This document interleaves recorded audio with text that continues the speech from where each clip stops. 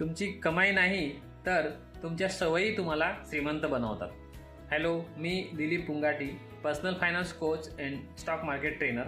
अनेक लोक चांगला पगार कमावतात तरीही महिन्याच्या शेवटी खात्यात काही शिल्लक राहत नाही. कारण पैसे कमावणे आणि पैसे टिकवणे या दोन वेगळ्या गोष्टी आहेत. पैसे कमावणे म्हणजे इन्कम वाढवणे, पण पैसा टिकवणे म्हणजे सेव्हिंग, बजेटिंग आणि योग्य इन्व्हेस्टमेंट करणे. उदाहरणार्थ, दोन व्यक्ती महिन्याला 50,000 कमावतात.